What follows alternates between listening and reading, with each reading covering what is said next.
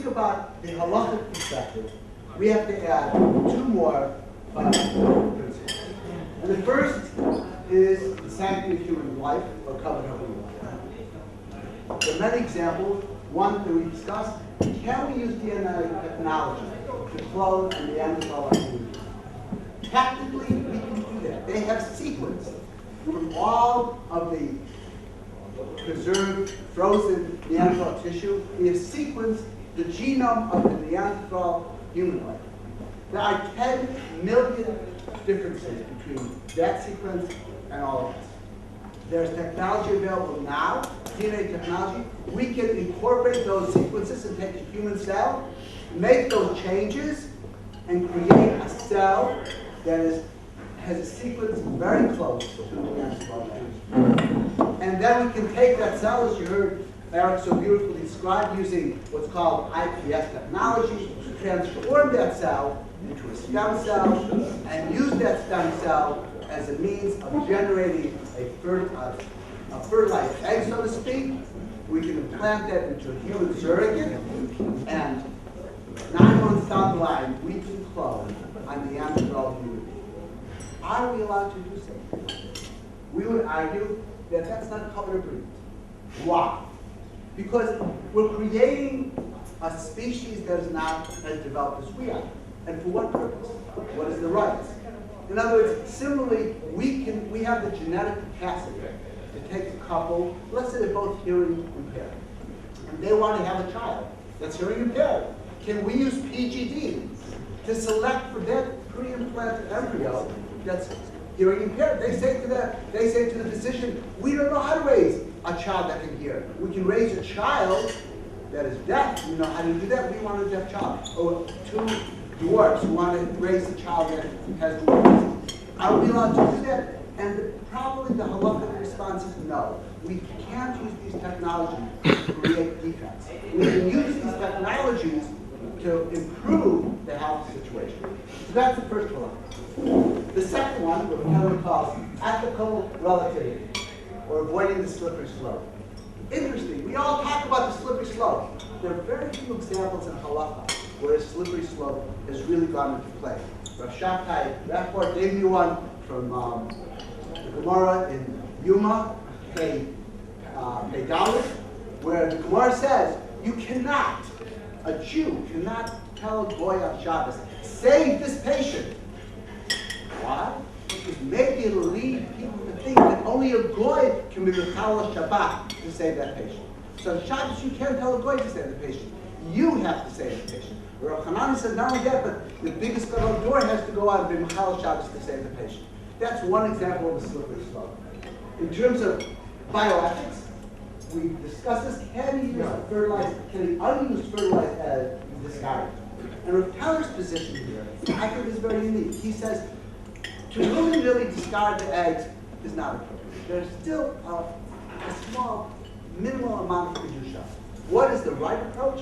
Donate those unused pre-embryos for research. That is an effective, ethical procedure that one can do. But the slippery slope in terms of secular bioethics is a problem. Because if you discard these eggs, will this lead to destruction of implanted embryo? So you have a difference between secular slippery slope and halakhic slippery slope. But these are the two additional guidelines that we are proposing. Now let me take you a little bit on some of the issues that we've discussed. You heard so beautifully what happened 10 years ago. 10 years ago, you have a couple. They're both carriers with patients. What were their options? The options were not to get married. And in fact, most Rabbanim 10 years ago, if a couple came to them and said, we're thinking of getting engaged, both carriers would say, do not find somebody else. Do not get married. The other option is to marry, not have children, or to die. The third option is to marry, screen the fetus using amniocentesis. And the fourth is to rely on Kodesh Baruch Hu, to marry Chaim Hashem. All of these were viable 10 years ago. Let's go through some of them. Okay? Halacha says the following. In the Gemara and the Vamot, that basically don't marry into a family that has a genetic disease, especially as Rashi explains. And this has a really important warning. It says that the idea is you don't want to create families with genetic diseases. If there's technology available to prevent these diseases from coming into the family, use it at all costs. The other option, of course, is to adopt. This can a couple, lechatchila, get married, not have children, and just use adoption. Very difficult. A lot of poskim would say no. So those were two options. The third option is really what happens in reality. Even though we have Dori Shurum that is screened, Dori Shurum who screened many couples and told them they're not a match, if you actually speak to geneticists at Einstein, at NYU, they'll tell you that even within the fruit community, right, they will get married, despite the knowledge, get pregnant, and terminate the marriage, terminate the pregnancy. And 10 years ago, how do you do amniocentesis? How do you do chorionic sampling? Usually happens at 11, 12 weeks gestation, right? It takes a couple of weeks to get the results. They have to talk about it. So usually termination was an option in 14 weeks. And as many of you know, there's really one, the Tzitz Eliezer was one of the few poskim who would allow termination. Most other poskim at that late stage would have not allowed termination of the pregnancy, even if they were carrying a Tay-Sachs or cystic fibrotic child. What about, well, I just discussed that. And one of the halakhic problems is that simply most poskim feel that only up to 40 days can we terminate the pregnancy. Then we go on to the last thing. What about, and again, in the Haredi community, there are many people. Shemer B'Tam Hashem, we say it all the time in Hallel. What does this really mean? And if you again look at the halakhic analysis of this, read Rashi, this principle only applies when the danger with the sakana is very rare. It's a very small risk. And Chasam Sofer and others says that if the danger is known, if the couple knows the danger, then no one will be protected. You won't be protected. Shemer B'Tam Hashem only goes when it's a small risk and it's unknown. In the Ramban, Truman Tedeshen, says also if you're dealing with an educated individual who can ask, then Shemer B'Tam Hashem doesn't apply. So in our case, of a couple that know that they're both carriers of Tay-Sachs, and they have a 1 in 25, 1 in 4 chances of having an affected child that will die, the principle of relying on Shabbat here, Shemer B'Tam Hashem, does not apply. Let's go to the test. What are new options available now both parties can do? Well, chorionic sample skills. If the chorionic bill sampling can be done now in 30 days post-fertilization. There are 2 physicians, one in New York, New Jersey, and one in California, that have done this many times. Now, in chorionic bill sampling, what you do is go in and take a piece of fetal tissue, not from the fetus itself, but the chorionic tissue. And it's not an easy or trivial procedure. There are a lot of risks. It can lead to termination of the pregnancy, it can lead to birth defects, even if it's done in 11, 12, or 13 weeks. These physicians have developed a technology that they feel they can do it 30 days after conception. And, well, I don't have the statistics. There have been several babies that have been born, have been diagnosed healthy, and are born using this procedure. And what's the advantage here? Because in 30 days, right before the 40-day limit, as we all know, the Gemara says that before 40 days, a fetus is maya ba'alma. It's considered like water. And it has a different halakhic status than post 40 days. And many poskim in America, Kendler and others would allow termination before 40 days of a pregnancy if the child was affected with one of these diseases such as Tay-Sachs or cystic fibrosis. So in these cases, they allow them to do this, but there is a medical risk. The other thing which we've heard a lot about is pre-implantation genetic diagnosis. And unfortunately, I don't have internet here, but I will show you a really nice movie, Let me see if I can get it out. If I do that, you'll see how it really works. And let's see, well, no. No, it doesn't work. I'm sorry, I apologize. But anyways, let me give you a brief synopsis because it's really complicated in one sense. You take the egg and the sperm, you fertilize them in the pasture, you let the cells, as you heard, develop until 48 hours, and you remove one of the cells. It's a miracle that you can remove one of 8 cells of pre-implanted fetus and it has no effect on the fetus. It's really unbelievable. And you take that one cell, that's the other thing. That our technology is so good that you can take one cell and do complete genetic analysis on it. And you can test for various diseases. And what you do, as you've heard about, is that you have to isolate 10 to 20 eggs, fertilize all of them, and for Tay-Sachs, 25 are going to be completely without any kind of genes. And you have a choice of implanting one or 2 of them. And today the technology is so good, usually you implant 2, 1 will take, and there's about a 30 to 40% success rate, especially with a young woman, in getting a healthy child.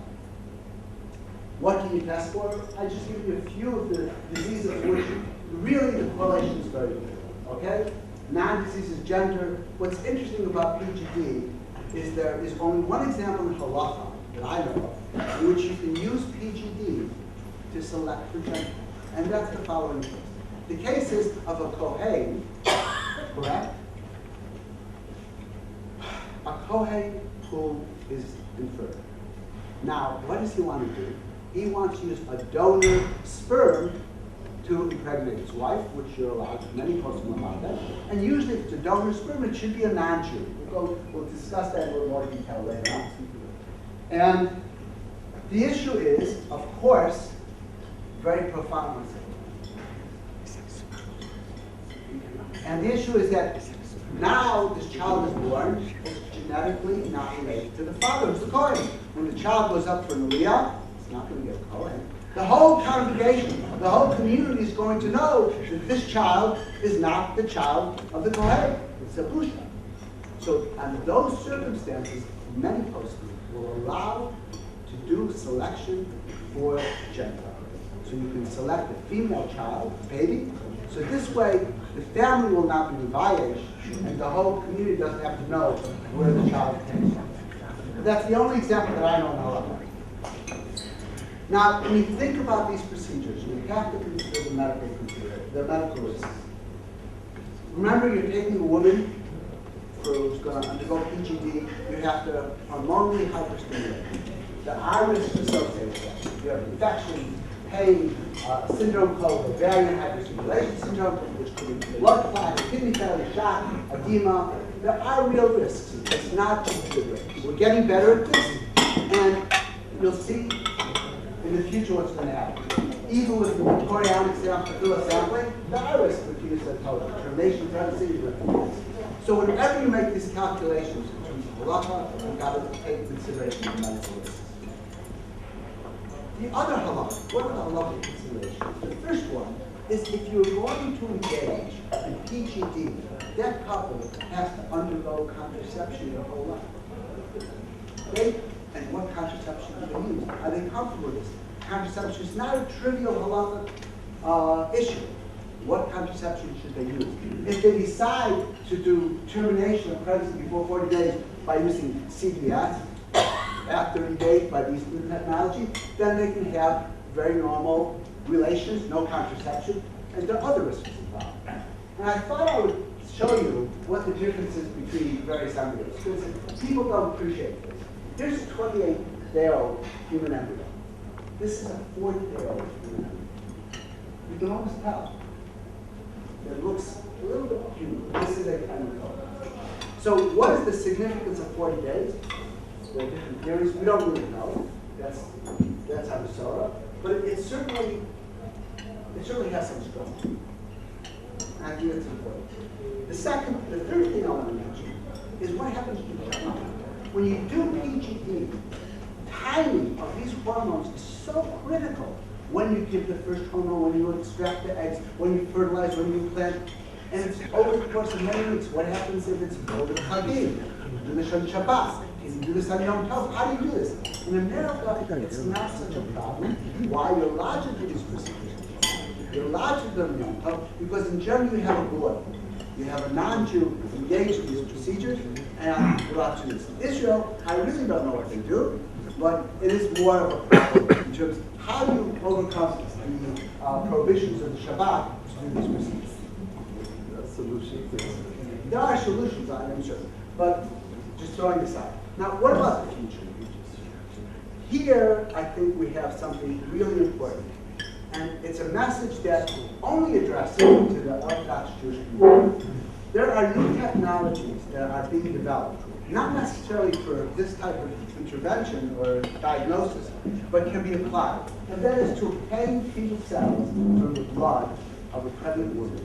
Because as we speak now practically, as Eric will tell you, if we have 3 fetal cells, that's sufficient to do genetic testing. We're almost at the stage where 1 fetal cell would be sufficient. And in a pregnant woman, you have fetal cells escaping from the fetus and circulating in the mother's blood. So we can have, and I can tell you different technologies that we can implement to obtain a cell and isolate a fetal cell from the blood of the pregnant woman before 40 days. She doesn't have to go PGD, no hormones, get pregnant normally, and isolate that cell. And 95% chance of success of diagnosing whether that child is affected with Tay-Sachs or cystic fibrosis. And at Columbia, they're doing obtaining fetal cells from vaginal secretions in the first 3 weeks after conception. The same procedure. They collect the vaginal secretion, there are a lot of fetal cells, and they can use this. And the advantage is you have fewer medical risks to the mother. And you see we're approaching a state where we're not necessarily going to have to use PG. If we can use and obtain fetal cells or fetal DNA, that's another area. And what's interesting that I can tell you is that the push for that is not as great. You would think that for the Orthodox community, we should be investing $1 million to get this technology implemented within a couple of years. And the only group that should invest in this technology and develop it, because there's a real need for it, and it creates a lot of solutions to problems that you've all heard about this morning. And I would push that if somehow we could find a divorce, give them $1 million, we could get this going, and within 2 years, it would be a shoe. Okay. What about other? And this is really the gray zone, as Avram said. What about using DNA or stem cell technology in other areas of reproductive medicine? Let's look at the first one. Use of DNA technology to screen for clone. As you know, as I told you before, if a couple is infertile and the man wants to use a donor sperm, most poskim would say you use donor sperm from a non-Jew. Why? Because of the minute suffix that if you use donor sperm from a Jew, that son or the daughter from that artificial reproductive procedure might marry a karov, a relative, and that's one of the arayot of the Torah. And because of that small suffix, and as Rav Shabtai Rebbe said, it's really a minute probability. Because of that, we say do not use Jewish donor sperm. Now we have new technology. You have Avram and Sarah. They are infertile. Avram decides he wants to use a Jewish donor. He wants to use a donor from David, Jew. Now Yitzchak is born. Yitzchak grows up, wants to marry Rivka. They go to Dor Yeshurim, and they sign a sheet that says, Yitzchak was born by artificial reproductive technology. So now they can use DNA technology to establish whether Rivka and Yitzchak are krovim or not. How would halacha deal with the use of that technology? How much confidence or statistical accuracy would be required to remove the subject? Another thing is related to surrogate mothers. I know there's a push here by PUA to say that if you have a surrogate, that is a woman, you have a couple that the woman cannot carry a child. So to hire a surrogate. And the question is, who's the halachic mother of the child? Is it the surrogate, or is it the biological or genetic mother? And Rosh Shlomo Zalman Auerbach, years ago, said, this is one of the few cases in halacha there's no halachic precedent for. Therefore, we go both the surrogate status and the genetic biological mother's status. And that's l'chumra. And that's how we pass it. Now, who wants to say, let's go genetically? And I think, personally, this is a wrong attitude. So, we discussed this. We can skip that. This is the certainty element. This is something that Shakai really spoke about. But I just want to say that genetic results, both, as Shakai mentioned, both Rosh Shlomo Zalman and Waldman ruled that you can use genetic results as a consideration in final determination. That's just an added thing. But let's go back to the surrogate mother. Today we know that being a surrogate is not an artificial. What we know established is that fetal cells escape from the fetus, implant in the mother. We're talking about millions of cells that implant in the mother and stay within the mother for the lifetime of the mother. They implant in the brain, they implant in muscle, and what function do they have? We don't know. I mean, a woman who had 5 boys, does she now want to play basketball? I don't know that. But there are effects. These cells, listen, you heard about junk DNA, right? If you look at the whole DNA genome, only 5% is used for encoding genes, and the other 95% used to be called junk. But we know Kadosh Baruch Hu does not create junk. That's a rule we can believe. And same thing here. If these cells are implanted in the mother, there's a purpose for these cells. What it is, I don't know. But there has to be a purpose. And it's even more profound because normally, when a woman is pregnant, right? When a woman is pregnant, her immune system is, in a sense, compromised to allow her to carry this foreign body. This is not her own cells. Part of it are her own cells. And now, after she's pregnant, the immune system is geared up again. And why doesn't she reject those implanted cells? And how do we know that she has them? Because you can do an autopsy on an 80-year-old woman who's had boys, and in the brain, the muscle, you see cells that have both the X and the Y chromosome. And the only way she can get those cells is by getting it from the fetus. It just doesn't, because she's XX. So we know that there. But not only that, in the last 6 months, we know that not only do cells go from the fetus to the mother, but stem cells from the mother implant into the fetus. What are they doing there? We don't know how many. We don't know what effect it has. So the third consideration is that the impact of pregnancy affects the personality of the child. Any mother who's carried a child will tell you, oh, this child that was in this bad mood, that's why this one came out like this. As Rabbi Weinberg said, the environment affects the personality of the child. That's clear. So a surrogate is not just a surrogate impacts both on a cellular level and on a physiological level. And we know from halacha, why is a Rav considered cover Abba? Because it affects the personality of the person. So I would argue that in terms of surrogate, we have to go back to Shlomo Zalman, that both the surrogate and the biological mother should be the halachic mother. And there is a remez in the Torah. It's a little cute. Moshe, in Balotcha, a few parshas ago, he was complaining, right? Oh my God, what are the people yelling at me for? And he says, Ha'amiti, Ha'ariti et kol ha'am hazeh, im anochi yiladetiu. And the Rambam says, calling on the mother. Notice the language. Did I conceive this nation? Was it I who gave birth to them?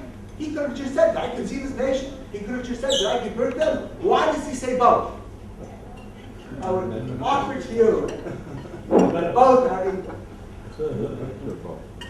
Only asma. Okay, so now we're left with some really interesting ideas that we don't have any conclusions, and I think this is what we have to think about. First of all, using stem cell technology, we can generate sperm-like cells from skin cells. Now, this is very profound. I can take,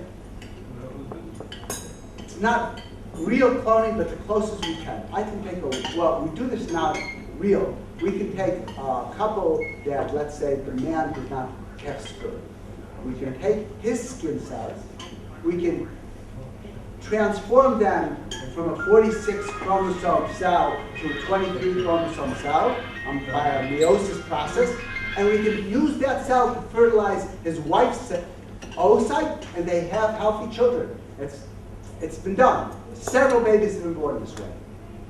And with that technology, we can do a lot of other things. We can take a woman, take her skin cells, transform it into 23 chromosome gamma-like cell, fuse it with her own egg, and create a very close clone of that woman. So can we clone human beings? The technology is there. It's not an exact genetic clone, and if you want to hear more about that, I'll tell you why there's epigenetics, but it's pretty close. So you can generate sperm-like cells from skin cells. Not only that, but we can use stem cell technology to create very interesting animals. We've used stem cell technology back in, this is an interesting story. Mike McEwen was a graduate student with me at Rockefeller back in many years ago. And he went to get his PhD, MD, he went and did an internship in infectious diseases, and he went to the lab of Irving Weissman out in Stanford.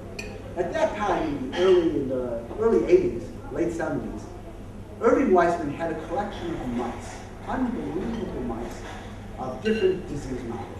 This mouse looked like this disease and that. And he went to Mike McEwen and said, Mike, you pick whatever mouse model you want and study that, and that will be your postdoc.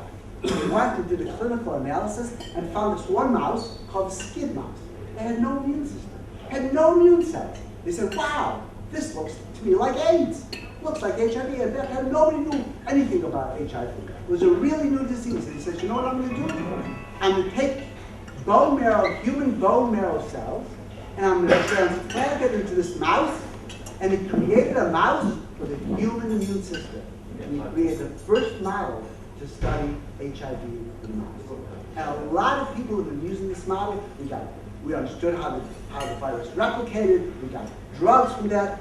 So taking and reconstituting the immune system in a mouse, a human immune system, was done back in the 80s. Now they've done this with sheep. We can create a sheep. You have an individual, let's say, who needs a liver transplant.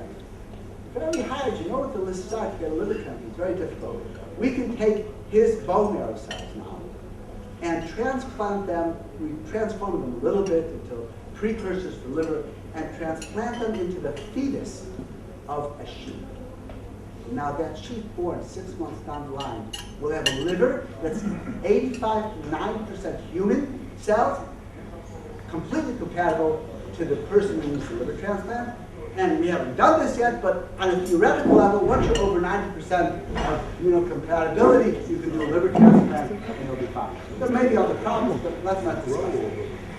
So you can create animals with human organs. Is there anything ethically wrong with that? Absolutely not. But what about creating a cow with human beings? We can take, and theoretically it hasn't been done, and create a human universe in a cow. We have a wonderful incubator now. Take a embryo, put it into this cow. What is it? Is it human? It was born from a cow. Is it a cow? And not only that, and you can say, is this any better than what we do now? Now, baby's born, right? Prematurely. Where do we put it? Put it in this black box. Is a black box any better than the cow? But there is not, we all know, because L'Chapila initially were trying to create this baby by natural means. It got sick, and we have no choice. For that baby to survive, we have to put it in this black box. But here, to use a cow as an artificial incubator may create what we call a stigma against covenant of youth. And then we can do the following. We can engineer mice. And this has been done. It's been published. There are mice that produce human sperm and human eggs. So a woman, she's 20 years old, she says, you know what, I want to get my PhD, my law degree, I'm not going to have time to have children, but I know when I'm over 35, it's going to be a problem. I might start giving birth then. The incidence of Down syndrome is higher. What do? I'll have a colony of mice in my basement that have my eggs. Right? When I'm 35, my uterus is fine. That's not the problem. I come with my eggs. So the uterus is fine. I have these mice. I isolate. They're reproducing all the time. Fresh, beautiful oocytes. And well, we haven't really fertilized it to see if it works. We have that possibility. So these are things that you're going to read about. So these are some of the challenges we have to think about. We discussed that couples are both carriers of monogenetic disease marriage. Should we use the new technology? We have an obligation to develop that knowledge, and I think we do. Can we now change that directive? Wouldn't it be nice if halakha would say, you know what? You can use a donor sperm or donor egg that is from a Jew. Because it makes life a lot easier. We all feel that there's something special about having our own culture in our offspring. And how will halakha deal with future situations, such as an animal that's engineered with a human uterus or human brain cells? I didn't discuss that. One of the things that was a real bottleneck was a few years ago with Irving Weissman. He said, you know what? I want to study the brain. So you reconstitute 2% of a mouse brain with humans. At what point will we be able to reconstitute a primate with human cells, and what will that do? And this is not pie in the sky. Today, as we speak, there's a very interesting gene called FOX2P. FOX2P. Okay? And 2P, right. It is a gene that encodes for language. There are families that have mutations in this gene and they can't speak. Now, what's wonderful about this gene, its difference between its form and the form in the chimpanzee or the non-human primate is only 2 amino acids. 2 amino acids differentiate the human form from any other species. And what did they do a few months ago? They took the human gene and they transplanted it into a mouse. They weren't that courageous to do it into a primate, a non-human primate, a chimpanzee, but into a mouse. And they looked at the development. Now, of course, the mouse did not become popular, but its vocal changes were there. But more important, you saw changes in the cerebrum and parts of the brain which were remarkable we never saw. So this little gene has profound implications in human development and neurological development. Could we could, there's no problem scientifically taking this gene and putting it into a chimpanzee. If the chimpanzee would apply to Macron, would you accept it? If it doesn't, you have to change his vocal. Probably, but it could maybe understand at what point, as we raise this, at what point does halakha consider a person being a human? What? Belongs some more. But these are real situations that we are going to face and we have to deal with. And finally, as Rav Shabtai Repo really brilliantly said, what % accuracy will DNA technology have to meet in order to impact halakha status and search? So these are the type of things that we're going to face. This afternoon we'll discuss gene patents, gene privacy. And the other issue which we haven't discussed, which is a whole symposium itself, is that who does this information belong to? If you are diagnosed with a genetic disease, who do you tell? Do you tell your sister, your relatives? Do you tell your children? When do you tell your children? When do you tell your future wife or spouse? When on the first day, hey, my name is John, what's your name? I'm a carrier of Pesach. I mean, think about it. At what point do you do these? These are really practical implications. And we have to analyze. So what I've done today is try to give you some of the futuristic applications of all this technology, and which we really need some input from the halakhic authorities to find out. And Rav Taylor told me before I left, he said, this is the message I should give to the committee. We say every day, there's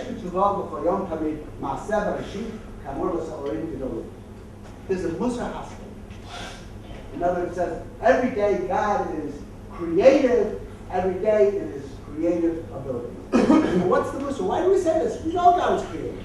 The Musar is that we are partners in this creative process. And just like God is creative, we have an obligation to use our creativity to help mankind as well. And I'd just like to acknowledge Marshall Tyler and Scott.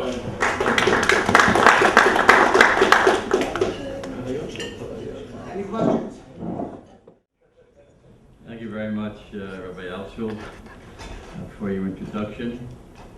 I'm looking at the audience and I can't help but wonder, was it something I said?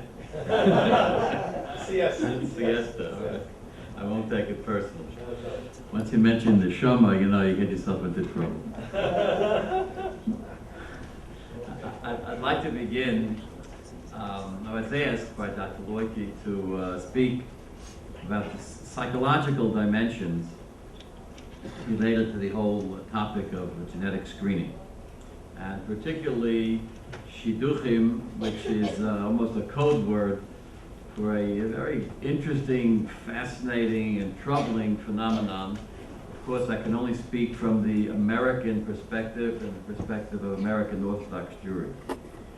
I'd like to share with you three experiences, personal experiences of mine, that help inform my thinking, not only specifically in today's lecture, but about this entire topic. One has to do with the time that I was invited by what in America is called an outreach kollel.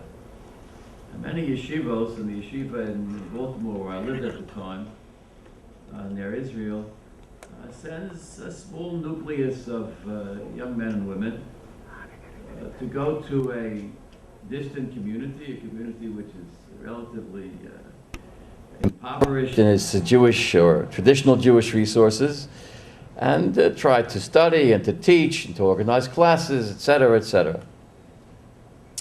And of course, the outreach kollel tries to reach as broad an audience as possible. So one of the ways they do this is by organizing talks, lectures at the local JCC, Jewish Community Center. Jewish community centers in the United States appeal to a very wide range of Jews. Not because of religion, because the JCCs is where the gyms are, gymnasia, and the swimming pools, and the various recreational facilities, social facilities, etc. So they know a lecture there, if properly advertised and with the right PR, could get the turnout to this particular city. I won't mention the city, it's Midwest, the United States. They could get 600, 700, 800 people to a lecture, and then once you get people interested in Torah, you never know where things can go from there. So they asked me to come and talk. And I have various areas of interests, but one thing that I was not interested at all then, except in a very pedestrian way, was cloning, which was the topic at that time, cloning. So they said, the head of the kollel said, no, you want to attract a large audience in this particular city. What are you going to talk about? Torah, mitzvah, Shabbos, kashrus, it's not going to get you an audience. You speak about cloning, and so I said, look, what do I know about cloning? I'm a Rav, we don't have shilas about cloning in my community. I'm a psychologist, I never psychoanalyzed a clone. I mean, what can I say? I really don't know anything more about it than the average layman. So he told me what essentially is what John told me in preparation for this conference. Well, you're not an expert yet, but it's still 3 months down the road, you'll become an expert. So I read up on cloning in some, very serious academic journals like Time Magazine and U.S. News and World Report, and learned whatever I could, whatever I could understand about cloning. And I read some of the halachic literature about cloning, questions of yichus, would the clone follow the paternal or maternal, this and all these kinds of things. And I presented my talk, and people were polite, a very large crowd, and people were very polite and listened, etc. I left some time for Q&A, for questions and answers. Much to my surprise, when I asked for questions and answers, many, many hands shot up. At first I was gratified, obviously people were listening, but then if they can ask me questions, the depth of my knowledge was, you know, like the icing on a cake. And who knows what they were going to all ask me. So I said, okay, all you people have questions, shout out your questions. And I was taken aback. The questions that came from almost unanimously from dozens of people were, Rabbi, does a clone have a soul? Does a clone have a neshama? Something I was totally unprepared to answer. I remember what I said, but it wasn't convincing to me and wasn't convincing to the audience. But that was the concern. And again, this was not a particularly religious group, no more or less spiritual than any other group of 700 randomly chosen Jews. But this was their concern. They weren't interested in the biology of cloning. They weren't interested in the ethics of cloning. They weren't interested in the halachot of cloning. They were interested in, does a clone have a soul? Because people are interested in the soul. And we can argue, what is the soul? Does it exist? How does it exist? Etc. But people are convinced that there's an inner experience of self that's the soul. Psychologists sometimes don't call it the soul, they call it the self, the inner child. There's something inside of us that's extremely important to each of us subjectively, and that's the neshama. That's experience number one. Experience number two, in my various capacities as rabbi, as a psychotherapist, I've dealt with couples who are infertile for one reason or the other, dealing with the issues of genetic screening. And most recently, my role in the Orthodox Union is an administrative one, an executive one. And I don't do much counseling on a one-to-one basis. But I was contacted by a young man from my former synagogue in Baltimore who really said, you know, I have no one else to talk to. Let me tell you the question. I'm studying or working in New York City from Baltimore. And lo and behold, I met a girl, a young woman, who's also from Baltimore.